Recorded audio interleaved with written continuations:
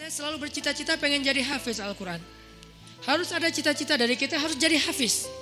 Sedikit bicara tentang bab hafal Quran buat kita yang gak mondok nih. Kalau teman-teman pengen jadi hafiz, targetnya jangan setahun atau 6 bulan hafal. Itu jadi putus asa nanti. Memang motivasinya ada orang yang 3 bulan hafiz, 6 bulan hafiz, setahun hafiz. Tapi kan dia mondok, 24 jam menghafal Quran. Kita kan banyak kesibukan yang lain, yang lebih realistis. Berapa? 6 tahun hafiz. Gimana cara 6 tahun hafiz? Sekarang rata-rata usia kita berapa? Sebutlah rata-rata 20 tahun ya. Ada yang 22, ada yang 19, rata-rata 20 tahun. Ustadz segitu juga? Ya kurang lebih lah. Rata-rata 20 tahun. Berarti 26 tahun itu cepat banget. Ya udah deh, jangan terlalu 6 tahun, 10 tahun. Kalau kita mau menghafal Quran 10 tahun hafiz, berarti sehari kita cuma perlu menghafal 2 baris. Sehari 2 baris. Dibagi 5 waktu sholat. 2 baris itu alif lam mim dzalikal kitabul la raiba fihi hudal lil muttaqin alladzina yu'minuna bil ghaib. Segitu. Enggak sampai 1 ayat kan? Nah, cara ngafalnya subuh alif lam mim. Udah beres. Susahnya di mana coba? Subuh teman alif, zuhur dzalikal kitabul la raiba fihi. Asar hudal lil muttaqin. Maghrib alladzina yu'minun. Isya bil ghaib. Selesai.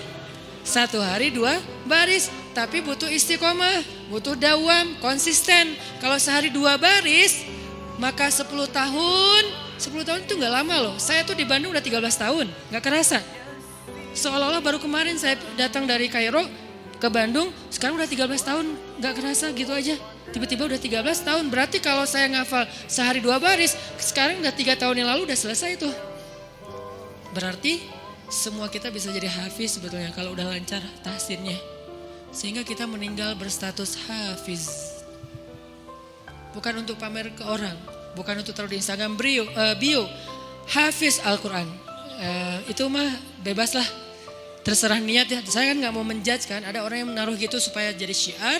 Ada yang mungkin dia riak, kalau dia riak dia rugi. Kan ngafal Quran gak gampang, masa mau dihabisin dengan hanya taruh di bio, rugi banget tuh. Ini kenapa saya sedikit masukin ke bab hafiz. Saya berharap kalau ada yang dengar ceramah ini jadi termotivasi menghafal Quran, saya dapat pahala dari yang menghafal itu. Ternyata targetnya gampang, 2 baris sehari, 10 tahun khatam.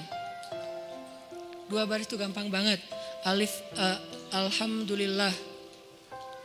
Zuhur, Rabbil alamin. Asar, Ar-Rahman. Maghrib, Ar-Rahim. Segitu doang ngafalnya, gampang banget. Kul, Zuhur, ya. Asar, ayyuhal. Gitu doang kan, saking gampangnya. Kapan itu khatamnya Ustadz? Gak tahu pas sakaratul maut kali. Saking pendek-pendeknya. Nah maksud saya, target sebelum meninggal hafiz. Tapi kan kita gak tahu usia kita Ustadz. Memang kita gak tahu, ini mah target semampu kita. Kalau meninggal sebelum 10 tahun, yang penting kita udah punya niat. Siapa yang berniat baik dan tidak tercapai, maka dia dapat pahala kebaikan yang utuh. Siapa yang tercapai, dia dapat pahala 10 kali lipat. Kalau kita meninggalnya usia 40 tahun, usia 50 tahun, udah hafiz. Tahu gak kedudukan hafiz di akhirat nanti kayak gimana? Itu keren banget. Harus cemburu kita sama orang yang hafiz tuh. 1, dijamin surga, kalau dia ikhlas, dijamin surga. Kita tuh bukan golongan sahabat. Saya kemarin pas datang ke kuburan Uhud ya, namanya Jannatu Uhud, surga Uhud. Kenapa? Karena di situ dimakamin 10.000 ahli surga. Pas saya datang ke kuburan Uhud, saya ngerasa duduk aja lama di situ ya, mikir beruntung banget ya mereka. Semua dijamin surga. Duduk di kuburan Uhud itu nggak ada serem-seremnya. Benar-benar namanya surga Uhud. Karena kayak kita duduk di atas taman surga. Kan datang ke kuburan tuh ada agak-agak serem gimana gitu kan.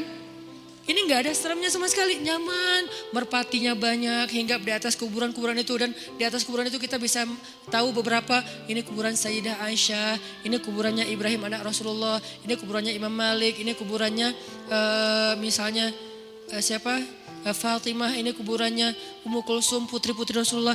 Duduk aja di atas kuburan para sahabat. Beruntung banget ya mereka dijamin surga. Kita nggak dapat kesempatan itu karena nggak sezaman dengan Nabi. Tapi kita punya kesempatan lain. Gimana? Hafiz Al-Quran, dijamin surganya. Dengan syarat ikhlas dan tidak berbuat dosa besar. Dijamin surga. 1. Kedua, bisa bawa 10 orang selain mantan ke surga. Kasihan juga ya mantan ini ya. Makanya jangan jadi mantan. 10 orang. Siapa aja? Ayah, ibu, udah pasti tuh. Makanya saya pengen menghafal Quran biar kalau saya khatam, saya ngerasa di dunia tuh belum sempat berbakti sama ibu dan ayah saya. Keburu meninggal pas tsunami. Nanti saya pengen berbaktinya di akhirat. Berbakti di akhirat, hafal Quran. Sehingga nanti di akhirat saya berharap berhusnuzon ke Allah, bukan sok pede ya. Kayak Ustaz udah paling pasti masuk surga aja. Bukan, husnuzon ke Allah. Nggak boleh sok pede. Kalau sok pede namanya mentazkiyah diri sendiri. La tuzakku anfusakum. Berhusnuzon ke Allah, Allah maha menepati janji. Saya bisa bawa, mak yuk ikut abang.